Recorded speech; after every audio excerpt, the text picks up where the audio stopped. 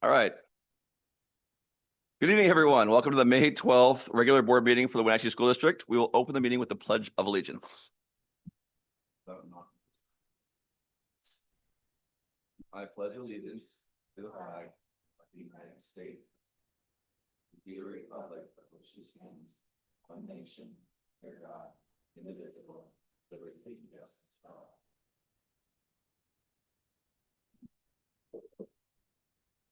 Esta junta se lleva a cabo en inglés, pero contamos con servicio de traducción. Si alguien gusta hacer un comentario público o recibir explicaciones en español, por favor indique su necesidad. All right, we're now going to work through the agenda. Board, are there any proposed changes or modifications to the agenda? All right, hearing none. We'll move on to the consent agenda. The items on the consent agenda were sent to the board and posted online last week. The board has had the opportunity to review the materials and ask the superintendent any questions they have about any items on the consent agenda. The consent agenda for this meeting includes the minutes for the 4/28/26 regular meeting, vouchers and payroll, personnel report, contracts, field trips, and the March financial report. Do I have a motion to approve the consent agenda? Move to approve the consent agenda as presented. Second. It has been moved by Julie and seconded by Mark. Any discussion? All right. All in favor of adopting the consent agenda as presented, say aye. Aye. Any opposed? All right, motion carries. All right. Superintendent Callahar for the bright spots. Yes, our bright spot moment is missing right now. So I want to apologize. I just looked back on my emails and realized that our confirmation email was March 9th, and I should have followed up one more time on that confirmation email because they are not here. So we will work to reschedule our Apple Blossom royalty at a more convenient time for them. And we'll work to get them here. So we can move on to a citizen's comment then, unfortunately. Kim, any citizen comments? Okay, well, we'll move right on past that to special presentations, and you're back. Let's do it. All right. Well, I know. Go. First of all, I want to just make a mention as to what we have going on behind the board today. So we are currently in our community engagement and feedback opportunity stage in preparation for our bond in November. So earlier today, Diana and I discussed this process with our family advocates and our interagency group. And so we kind of shared this process with them and asked for their feedback. And so once their meeting was over and it was adjourned, they put dots on some of the spaces that they thought were exciting. Each of these are pictures that represent schools in Washington State that have been built in the last couple of years. And they kind of have themes, as you can kind of see that we have music spaces here. And then we have some common spaces, and I believe we had some library spaces and so on. So they were able to give us that feedback. But that has been the work that both Diana and I and a variety of our district folks have done, as well as our Integris architect partners. So just as a way of getting more feedback. So we thought we'd leave them up so people could see them and understand that is kind of where we are. We're in the feedback and community engagement process, and we will be at the District Music and Arts Festival Friday. We'll also be at Touch a Truck events on Saturday and La Teresa down on the Ave also on Saturday. So we're excited about that. Come and stop by and say hi. So let's move on here. We have a special presentation today, and it looks like we got some documentation on that. So thank you very much. We have our team, the newly founded Wenatchee Valley Special Education PTSA is here tonight. Thanks for joining us. And they're here to share with us. And it looks like we have your mission statement and the things that you're committed to, and we just love to hear from you. So thanks for joining us, and you're welcome to move over here to the podium, and we have you use the microphone just so the people that might be listening on Zoom or watching from YouTube also can hear. So thanks so much. Is it on? Yep, so you can hear me. Perfect. Okay, my name is Erica Kiter, and I'm one of the co-founders of the Special Education PTSA.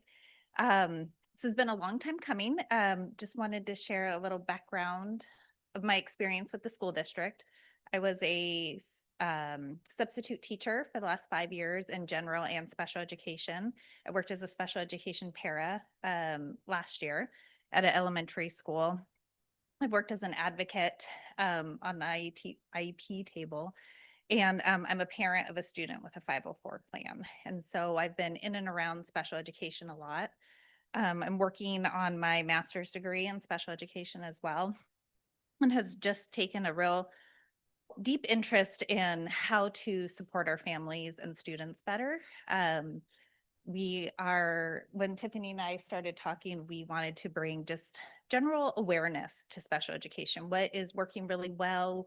Where can families go and get resources? Where can students go and get resources if they have questions on their own IEP? We wanted to find a way to support our special education teachers and paraprofessionals. It's a really hard job. And we wanted to see if we could collaborate with community members, do our own fundraising to try and support them in the classroom. So that's kind of the overall picture of what we're trying to do. Hi, I'm Tiffany Martin, and I've been a special education para for the past 3 years, and I'm also working on my degree to be certified in special education as well. I also when I started 3 years ago, I just fell in love with the job, and I really have just wanted to invest, my knowledge and education into learning more and how to support students and families and educators. And Erica and I, we started talking last year, and we just felt like a PTSA would really positively impact our community that, like she mentioned, spread awareness about resources in the community, how we can network together.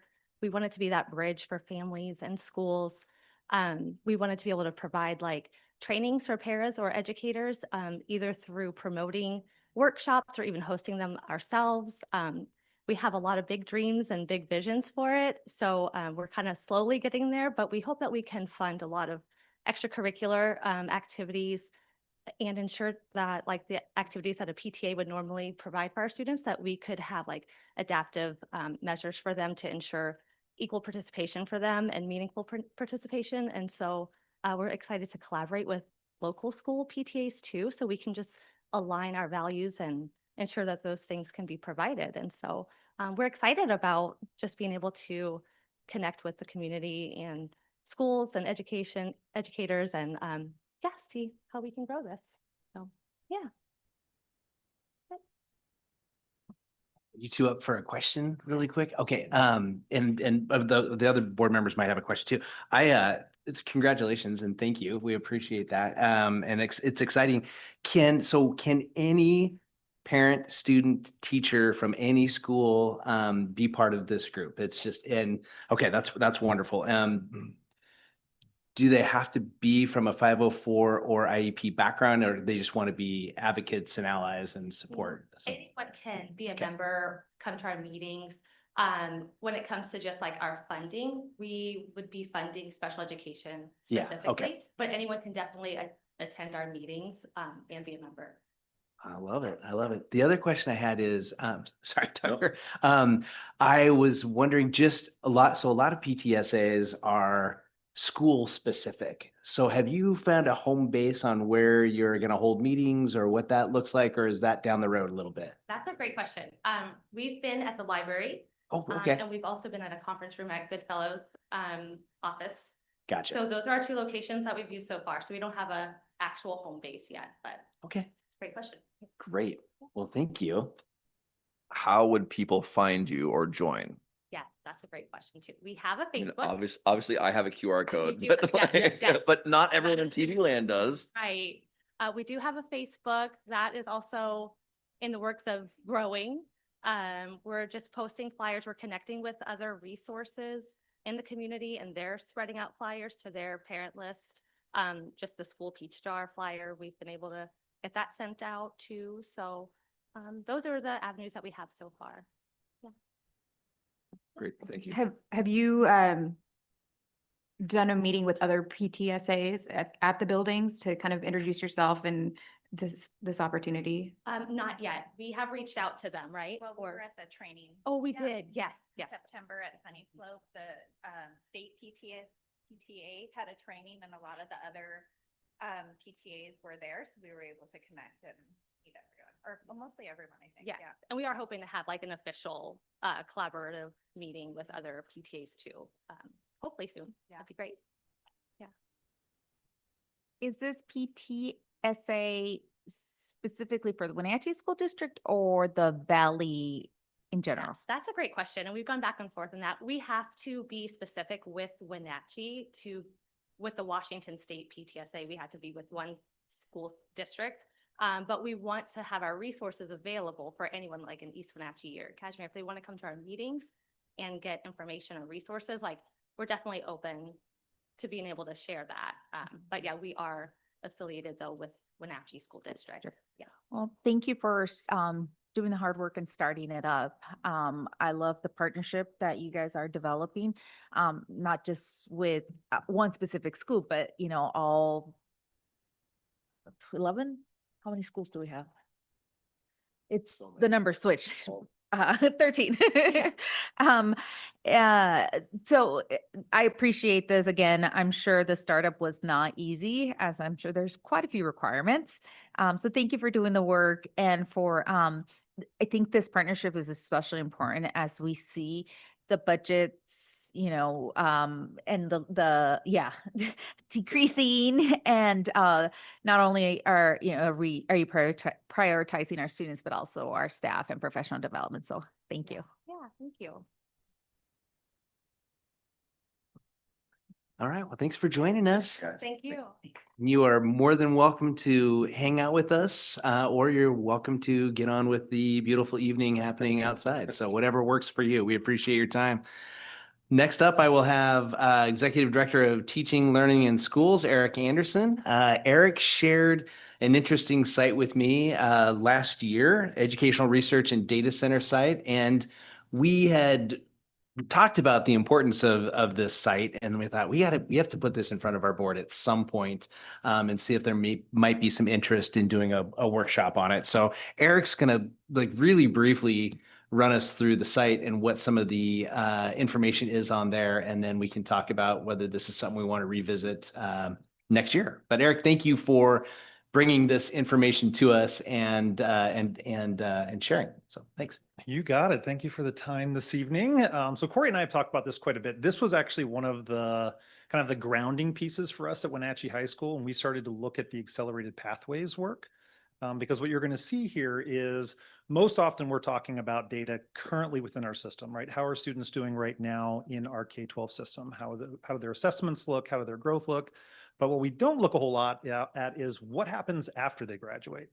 And this is kind of I don't want to call it the data arm of the state, but this is under an RCW that basically helps fund this work, that pulls this information together for us. So this really gives us insight into a variety of different things, K-12 and beyond. So there's a lot of college pieces in here as well, data pieces. So we're not gonna dive deep in it tonight. So just as Corey said, this is like a preview of something we'd like to share with you next year, where we can get into a board workshop and really kind of dig into the data a little bit deeper, because there is a lot. So I'm going to preview just a couple things here real quick. This is the website itself. And what I wanted to focus on was just kind of the dashboard section of it. There's all sorts of additional information. There's publications and so on. But the dashboards themselves are really what kind of dig into the data. And you can look at that data in graph form. You can look at it in table form. And you can get really pretty granular. I mean, there's some obviously limitations, but there's a whole lot of information in there. It lags a little bit, as you can imagine, because it has to do with our kids graduating from high school. So it's always a couple cohorts behind. So you'll see that as I kind of share one of those. But the things that we've really looked at are like the dual credit dashboard. So the number of students that are engaging in dual credit, and then the high school graduate outcomes. That's the big one. That's the one that kind of has a whole lot of information in it for us to sit down and review. Like, what are our kids looking at after school, their connection to post-secondary opportunities. And so as we look at that, this is really kind of what gets shared in those outcomes. It's post-secondary enrollment, post-secondary progress, post-secondary completion, and then earnings. So it actually talks about how much money do our kids earn based on the pathway that they chose after high school. What does that look like? And I'm just going to share just a couple with you in terms of just the state kind of preview, and then Wenatchee High School as well. So you're going to see those. And we're not going to dive too deep, but I can give you a little bit of a definition. Like post-secondary enrollment, obviously fall first years. How many kids enroll in the fall right after they graduate? How many enroll during the year after they graduate? Which sector do they go to? Private school, state school, all that kind of stuff. And then even down to institution. So we can even look at, where do kids go who graduate from Wenatchee High School? How many go to the University of Washington? How many end up at Eastern? How many end up at PLU? Like, that information is all within that. And then post-secondary progress. So how many kids enter school having to take what they call pre-college coursework? So that would be like an example would be a Math 99. They're having to take a class that would be, in essence, setting them up to get college credit, but would not earn them college credit in that scenario. And then persistence and retention is basically, they mean the same things in two different ways. How many go on to year 2?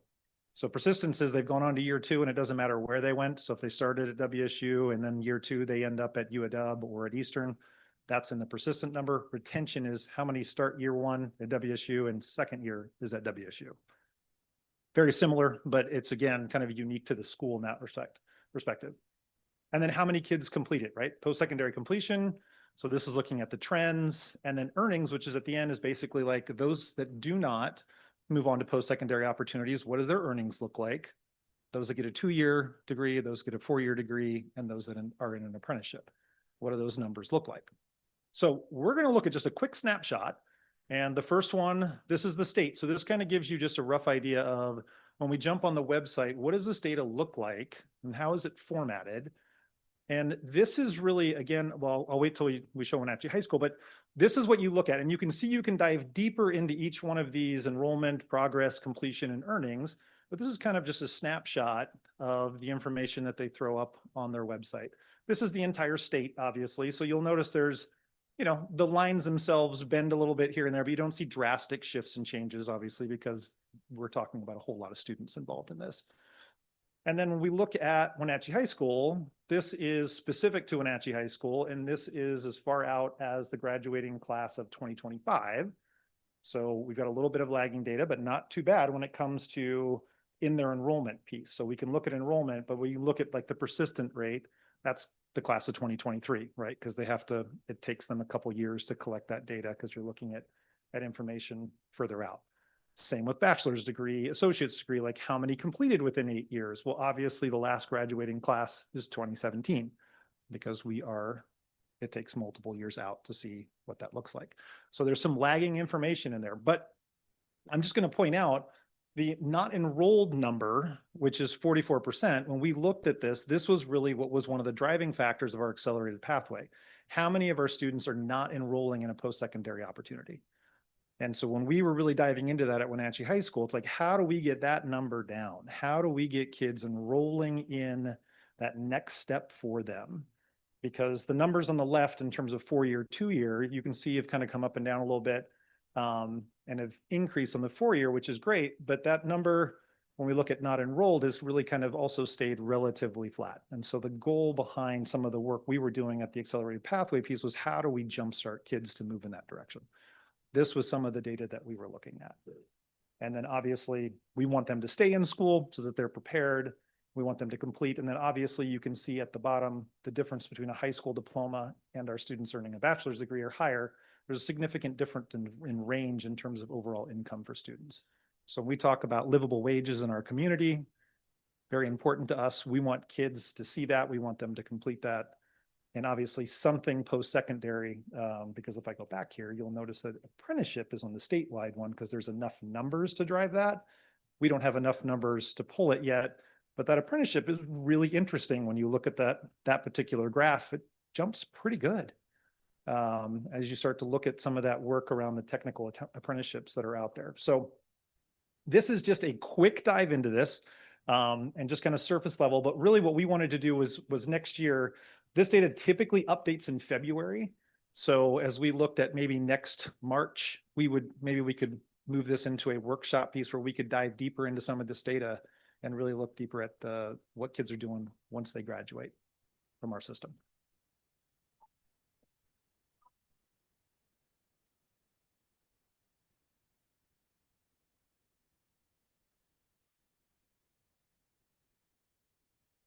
After the first year, because they've already got their degree based on their running starter college in the classroom. So I think what will end up happening, the way I'm looking at the data is that it's any kid who enrolls the following year will be included in this.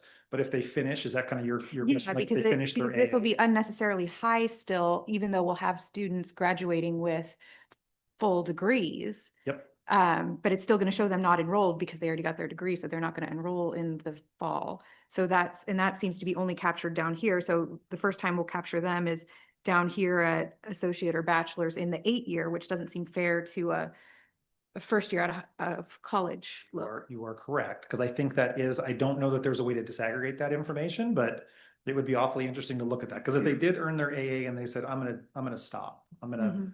like, I'm just not gonna move on next year because whatever that, I mean, I've got that degree and I'm gonna go into the workforce. It will show up obviously in the numbers around like what their income is or their earnings are, and it will show up in the delayed 8-year number, but it will not show immediately in either one of those other two numbers. You are correct. I mean, will it, since it's after high school graduations, like right there in the question, or are we, because I'm assuming that AA is worked into the graduation requirements. So like, won't they have the AA and their high school graduation at the same time? And then therefore from their graduation, they'll be, and we're done. Good question. Then- Or do we because lose then- those people? Right, because then that'll still make our not enrolled number look high, because those kids won't enroll because they'll already have their degree at the time of graduation. And so I think we want to boost these programs, but it also doesn't make us feel successful when we see 50% unenrolled. But really, if we could drill that down even further and say, well, 50% are unenrolled because 25% of those 50 already had an AA and moved on. So we can, you know what, this is a great question for a workshop. We can dive deeper into this. I feel like we should at least through our district be able to track who's graduating with a degree, or we could even break it down even further, like who's so close to a degree by the time they graduate. Like, Yep. what are those percentages looking like? We absolutely can. Okay, Yeah. sounds like a workshop. Yeah, no, I think it's great. And then, like I said, we can really dive into this information and you can start to get granular in this, which is really fun. I mean, I enjoy it. Let's put it that way. So I'm sure you will as well. But we can dive into that information and then you can start to really see like, how are we trying to tailor certain programs? Because as you even look at sectors, when we look at like the graduation rates in the healthcare sector from college, it's like, okay, what does that, and then the earnings outcome associated with that, or the skilled and technical side of things, like you can really start to break that down. It's really interesting information as we look at it, but it's also helping drive us in the direction of, we don't want that number to be 44% for us. We're a little lower than the state, but regardless, we want that number down as much as we can because we know the benefits of post-secondary education for our students. So that is all I had for you. It was just quick. It was a quick overview, and then we can dive deeper into this next year. But if there's any other questions, I am happy to answer what I can at this point. I think all my questions get us way into the weeds. So thank you for that. And we'll let you go before we're like, actually, now that I'm on the website. Yes. Yeah, no, I did it. I was like, nope, XXXX. Yep, But we'll get there. all right. We'll come back to the conversation. And I do like the idea of us having our own data at the ready as we dive into this. I think that'd be super helpful for us to see. And then maybe there's a way that we can actually work with the state itself and see if there's a way to because there's a lot of schools and a lot of programs that are having students in this case, maybe not all college and the high school, but we're having students that graduate with their Running Start degree in various locations. So there's got to be a way for those districts to be able to see that through their own systems. I love it. Yeah, we could dive a little bit more into the definitions. There may be some verbiage in the definition that says these kids are included. I have not seen that, but we can take a look at that to see. Excellent. Okay, awesome. Thank you, everybody.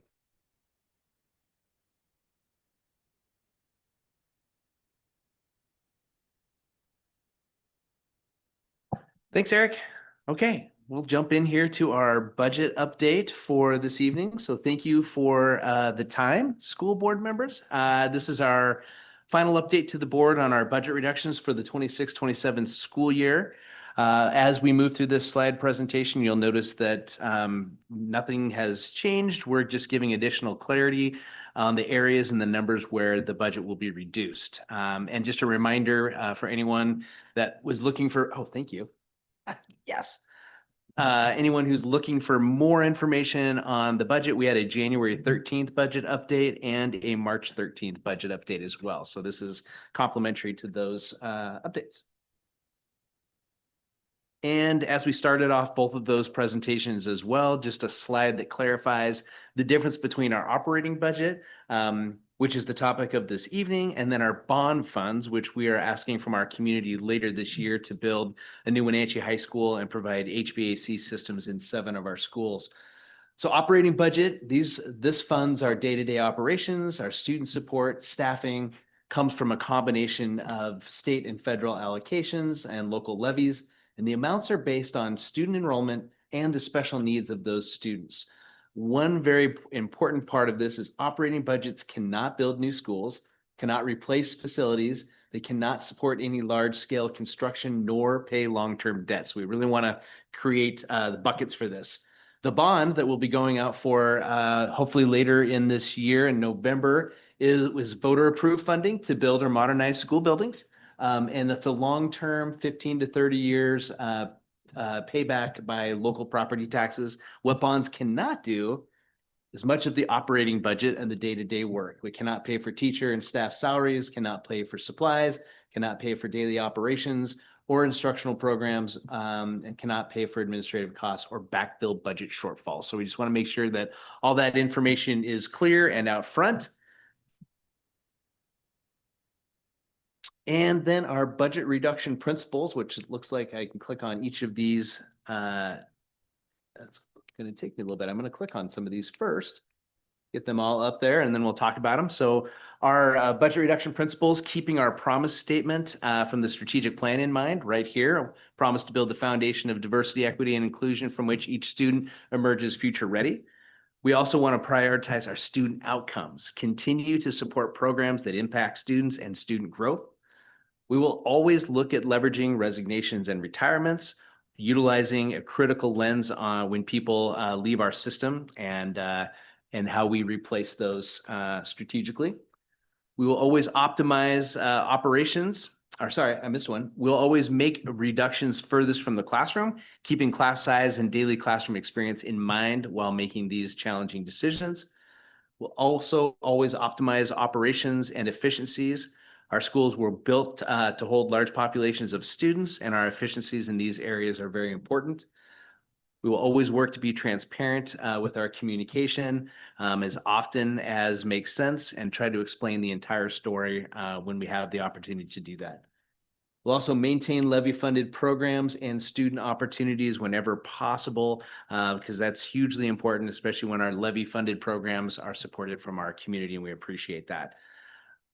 Let me see if I have one more. Okay, and then balancing. This is the balancing piece, is making sure that while we are looking at next year's budget, always, that we also have the long-term future in plan. So short-term goals balanced with long-term planning. That's how we're going to be able to get through this process and not kick the can down the road. So all of this is looking real familiar, folks. And you can see here that in our milestones for decision making and gathering input, we're in May, where we have budget reductions to be finalized here. And this is part of that process. And then we move into June, which is the fun part, where Sean starts leading us down the pathway of all of the different, the 5 different funds and what those look like for the 26-27 school year. And as we mentioned back in March, when the federal funding had been restored, we were excited about that. That is a good thing for our system. And we were able to change this slide up. So it changed a little bit from January 13th to March 10th, where we changed from $5.4 million in our budget reduction outlook to a much more reasonable $2.5 million budget reduction. So that was a point of celebration for us, but a slide that looks familiar.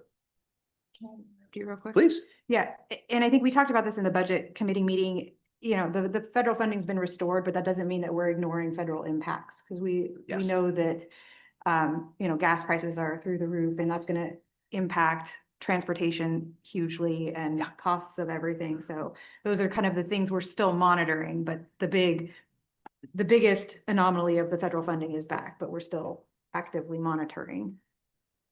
Thank you, Julie. I appreciate that. And I think that's the important thing, is those buses run on diesel, folks. And holy cow, those prices are wild. And that's a little bit about kind of what leads into the next slide too, which we shared in March as well. But really, making sure that we cautiously move forward as a district. We want to be good stewards of our funds. Being in budget reduction mode, we're uniquely aware of the impact of the federal funding. We also know that the events in the nation, as Julie mentioned, and in the world have an impact on school districts as well, whether that's strictly inflation, the cost of diesel, or things that are impacted by other decision-making factors. The other piece that I shared in March as well is that Wenatchee School District has the 5th largest migrant program in the state. So it is a large impact for us financially. So we are just looking forward to not repeating last July where we had 27 days of kind of financial, I won't say panic, but maybe I'll say panic. It was challenging. So we are cautiously moving into this. So we still have concerns of the funds being actually released on July 1st, but all indications from the ESD and OSPR is that the funding will be released. So that's great.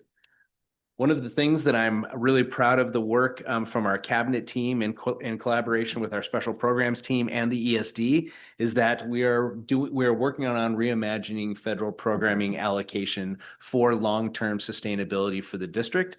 And that is good work. What we have found is that, and I'll speak to this in a moment, is there are lots of places in our district where special programs work is happening and is not always being funded in that capacity. So we have opportunities where we can utilize those funds and still continue to have, I want to go to this one, to support students at high levels through staffing and programming. So we're very excited about that work. Okay, so the areas of reduction here. In the world of education, budget reductions often refer to staffing reductions much of the time, especially when 80% of our budget is staffing.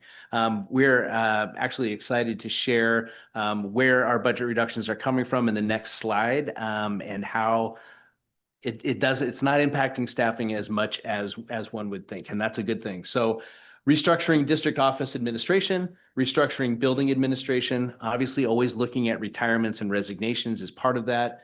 Staffing modifications where needed and necessary. We always have a little bit of savings in unfilled positions throughout the district. We run our budget based on 100% staffing. And at any given time in our district, there's not always 100% staffing. I won't say never, but close to it. And then looking closely at our material supplies and operating costs, those MSOC costs. Also indicating to our community and to our staff and to our students that there are no school closures planned for 26-27 school year. So here's the new slide. This is the new information that we want to work you through here. And you can see that that we're looking at a $2.6 million budget reduction and savings breakdown. The first line there with $620,000 is our MSOC. And so these are areas for the most part where we have had contracts and services that are sunsetting or not being renewed. And then you can see here in the slide before we referred to our administrative shifts. So we had some leadership restructuring. So changes in the district office leadership positions that are being moved out to buildings to continue to support having assistant principals in those buildings. There's a great deal of special programming work, as I mentioned, that's also being completed out in our school systems through our administrative teams as well. That's not being coded financially to support that work. So we did some of those shifts as well. And that is actually the entire third line is that funding, those funding shifts were available.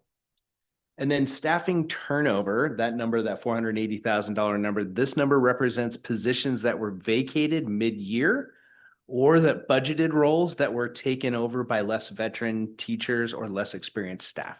So there's a savings there. And then we have our few certificated reductions. Each year, there are pockets in our teaching ranks where we are able to reduce due to enrollment decline and the work that we're using to align our staffing to that enrollment. And that line represents that. So the $350,000 there. And then finally, we have our capital projects line there. So each year we transfer funds from the general fund to the capital projects fund. We believe that we're able to return the unused portion. We always have to return the unused portion to the general fund. And we conservatively believe that we'll be able to bring back $150,000 to the general fund.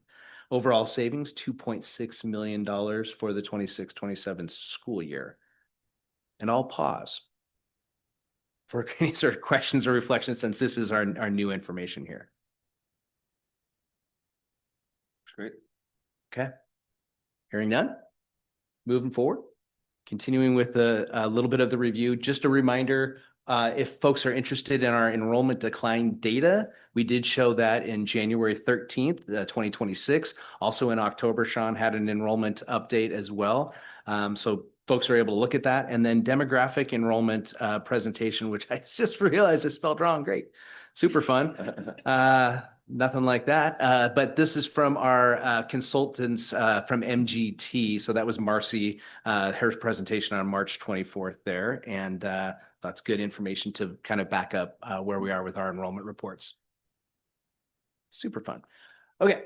This slide really is to, I don't want to, I do use the word honor the work. This is hard work. And we know that it's hard work, and we know that it has an impact on our system. And so it's not a number that we are proud of, but it's us it's recognizing and being cognizant of the work that has needed to be done in the Wenatchee School District. And that takes a toll over time. So 18.7 million if we include our 26, 27 year next year. So just showing the work. That's the history piece. As we move to conversations about being innovative and exciting, we talked about opportunities for future growth, which is a slide that I am proud of. This is the work. This is the work as we combat projected enrollment decline in the Wenatchee School District due to birth rates and graduating larger classes than our kindergarten classes are. And I think this is work that the school board can be proud of as well. Staffing for choice, whether that's in-district choice or students from out of district, we're kind of changing the processes and how we work that. A lot of that work has been done in specific buildings throughout the district, and we have centralized that work at the district office, and Eric is overseeing much of that work. So we're excited about those opportunities and seeing some great numbers.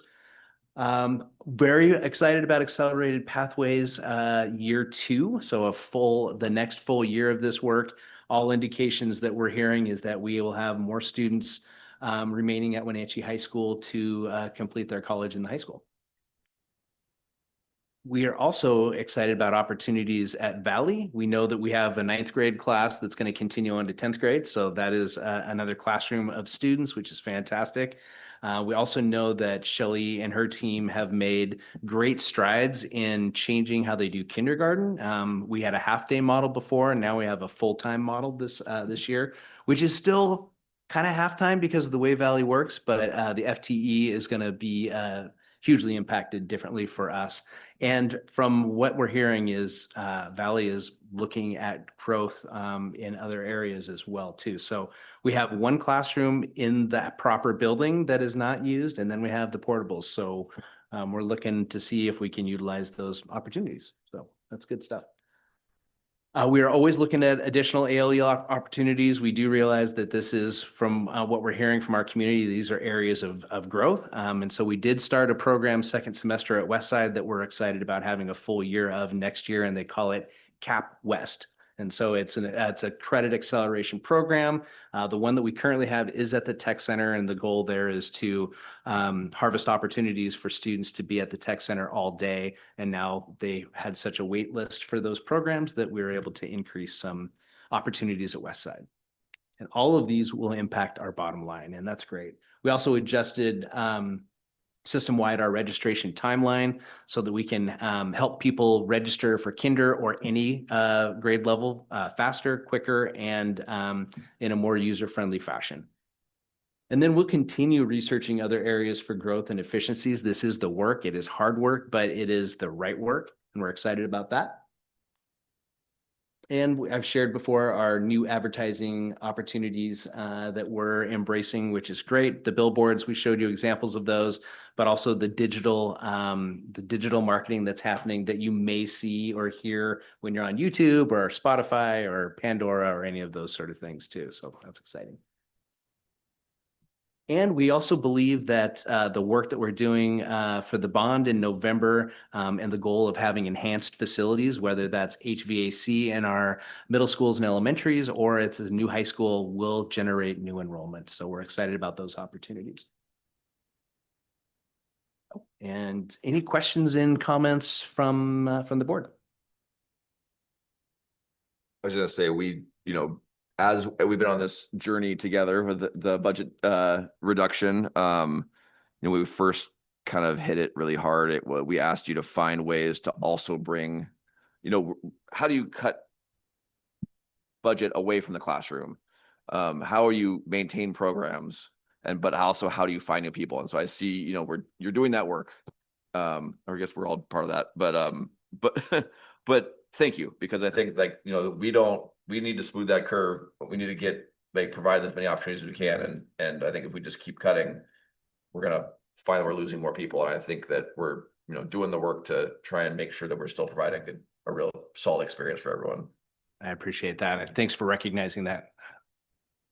Yeah, I just want to say thank you for the team and putting these presentations and the budget material together, because the best thing we could ask for is to get to May and not have significant surprises coming in. So the fact that this is kind of old hat and we can run through it is a very good sign to our leadership for what they're putting together and how streamlined we've got this process and just the work you've put into it. So major compliments there. I do go back to the first slide or second slide when it says budget reduction principles, and it's kind of like, now I'd like it to go back to the time where it's just, these are our budget priorities. Instead, we're reducing with the priority of always having budget reductions. And that's just the sign of the times, but it was just a little bit of irony I saw there, is this is how we budget now, is to reduce.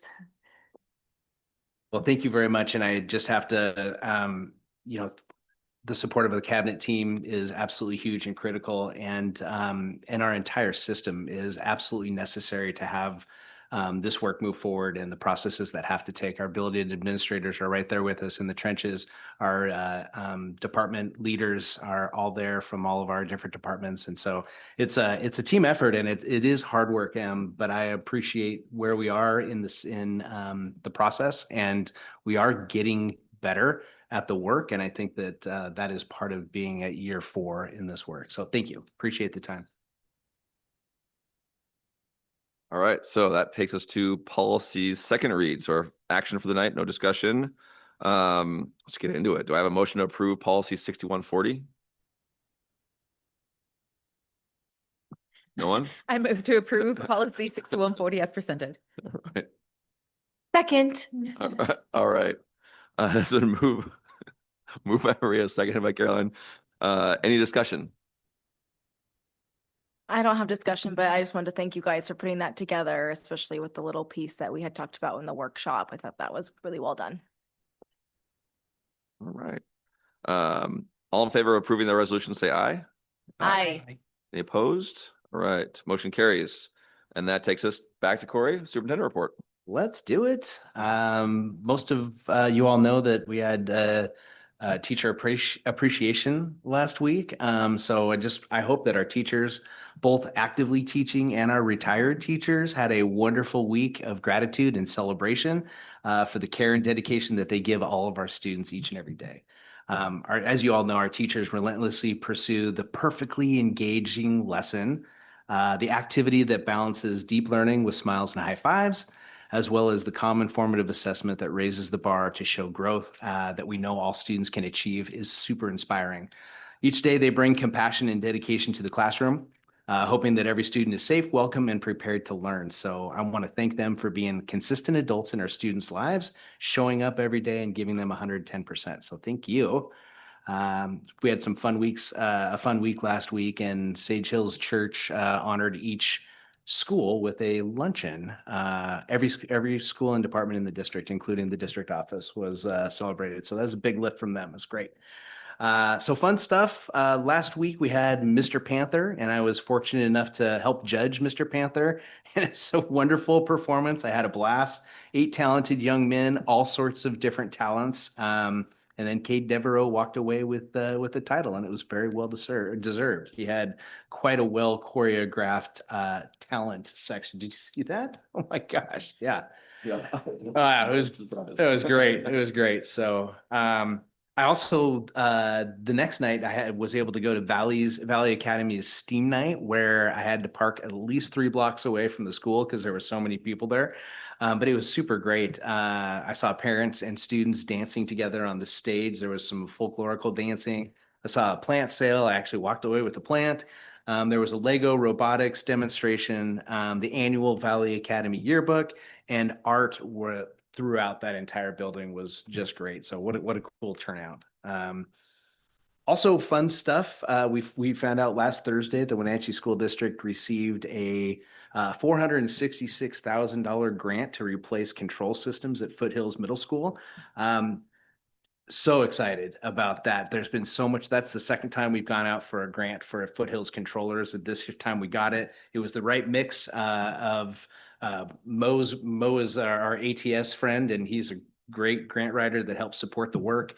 And it was just a real team approach. So I'm very excited. We know that there'll be savings from the energy efficiency side of things, because now we can actually shut things off and turn them on appropriately, not using a Windows 95 operating system. So that's fantastic for that upgrade. Super excited. And then just for the student experience, to be able to dive deep into the controlling aspects of that building. So yeah, appreciate that. And then a reminder, Friday is Music and Arts Festival at the Apple Loop Trail from 5:30 to 7:30. And hopefully excited to see everybody. So thank you so much. All right, that leads us to board communication. Mark, would you like to start? What do we have? Who picks that I sit on the end? It's either you or I. So I missed last board meeting. So just going back, that I attended and helped at Sheena Town, which was a great experience. Tucker and I were amazed watching, I think, all of those kids figure out. I was charging them for their internet package, and it was wild to see which package they had chosen, and then did they have late fees on their package, because it was good stuff. The youth parade was great, thanks to all of the band teachers that orchestrated all of that. See what I did there? Also, the grand parade was super fun. We were in it, but we also saw the high school there. And a shout out to in the Apple Blossom musical, we had some vacancies in the band, and we had some Wenatchee High School kids step in and play in the pit. So it was pretty awesome. Maria, you want to go next? I just have kudos. So I'm assuming the other middle schools and probably some of the elementary schools, the high schools, I'm not sure, but I commend Orchard Middle School for their communication, very transparent communication in regards to comprehensive health education. It started actually several weeks ago. Tucker, you probably got it, all the way from inviting families to review the curriculum to the different age groups. So kudos to Orchard and the other schools that are very transparent, because we know this has been a topic of conversation among our community. So the opportunity to allow our community to come in and review and see what's happening at the buildings. I actually even saw that you can sit in through the lessons. So Wenatchee Valley Technical Skills Center, kudos to them. They actually catered an event at the college on Saturday for over 300 people. And it was fabulous to see the spread, but the students manning, the food, bringing in the food. So yeah, it was neat. And the food was really good. Here's a pitch. I attended the boys soccer game last week. Wednesday, they won against Eastmont. Fortunately, they lost on Friday, but they have a game this week, and hopefully I can bring it back home. Okay, here's my pitch for the community for the bond. My kid last week goes, Mom, it was really hot at school. He's like, the AC's not working. It's like walking into every room and all you can smell is BO. So if that doesn't motivate us to get, new systems and maybe a new high school, I heard the AC was also out at the high school this week. in the music and some other wing. Anyways, yeah, and good job. I know it's going to be a busy weekend for you guys with the bond committee being out in the community event. So kudos. Yeah, and that was during state testing. That it was out. Yeah. What are our scores? Oh, I don't know. Caroline. Okay. Two small things since I've not been very interactive over the past couple weeks. But Together for Youth is hosting a Love and Logic course in Spanish in Orondo coming up May 15th, 22nd, 29th, and June 5th. So if anybody's interested in attending that, you do have to go to all the sessions, but it's a really great class. And since they're offering it in Spanish, I mean, our schools do it too, but another opportunity. And then a big thank you to all of the attendance and truancy czars at the schools. I mean, it's almost the end of the year and we're still keeping kids accountable and showing up in court and doing all the things with low budget, low time, low resources, and our schools are doing an amazing job. So they're wonderful, wonderful. Good job. Julie. So first, I just want to give my appreciation also to all our teachers and principals that were recognized last week. They spend more time with some of our kids than we do sometimes. So it's great to be able to honor them. And I appreciate all the work they do for the students in our district and families. Another shout out, congratulations to Foothills and Sunny Slope for being recognized as, again, in the Washington's 100 elementary schools or schools in general. Good to see them getting that recognition, good leadership at those buildings and good work for the district. And, hopefully we'll see more schools. Just things I've been doing, attended the budget meeting, and taking in some of our athletic events. So the soccer games were pretty exciting, and senior night came way too fast. Bummer it didn't go the way they were hoping it did, but I'm glad to see that they'll still play Thursday for the district title against Davis, but at Ike. So yeah, which I was like, good, because at least then we can watch it. And to the other teams that are participating in districts and league contests this week, I know we've got a couple, whether it's tonight or Thursday. Yeah, I think softball was today and baseball is maybe Thursday as well. And so we've got congratulations to all the teams that are doing so well and moving on in their groups. So that's all I've got. That was a really comprehensive group of notes. Nice work, everyone. I was going to say, as I'm driving around, driving my kid off at different middle school sports, I just wanted to, we talked about during the budget conversation, like providing opportunities and like having all these middle school sports for, we saw the number, it was like $60,000.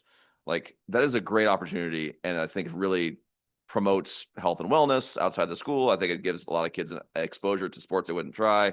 And while it blows on my evenings, it does really bring kids together from all the schools and provide opportunities that are great. I also wanted to highlight the mental health screenings that are available through the district right now. I know the springtime can be kind of crazy, especially since we just got out of testing. And apparently there's an Adderall shortage nationwide. So, there's some kids maybe having a more difficult spring than normal. Caroline, would you like to weigh in? Yeah, to add to that, Together for Youth is also hosting a youth mental health first aid course. It is $75, but I'm sure that they'd be able to work with people if that's a conflict. But it's great. I'm youth mental health certified, teach the staff at the juvenile. It's a wonderful course. It's really interactive and informative. So if you need more information on youth mental health, go to Together for Youth. All right, that seems like a heavy ending. Maybe you enjoy the weather as well. But that's all we've got. Do we need 60 minutes? You guys think? Should we start with 30? I would say 45 maybe, because those got some stuff. Okay, so 45. Did I say 45? Okay. The school board will now recess into executive session for a period of 45 minutes until I covered up my thing. 7:40. To evaluate the qualifications of an applicant for public employment or to review the performance of a staff member pursuant to district policy number 1410 and RCW 423110. This discussion will be closed to the public. The school board is not expected to take final action following the executive session. So ready, go.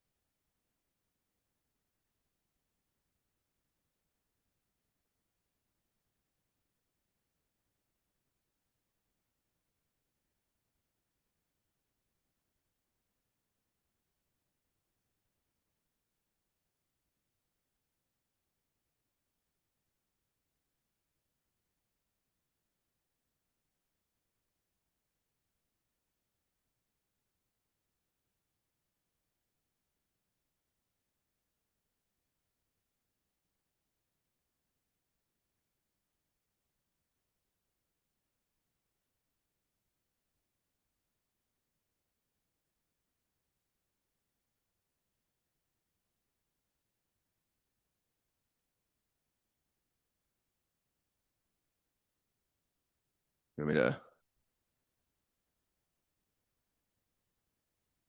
All right. Just letting everyone know that we're extending the executive session for 20 minutes till 8 o'clock.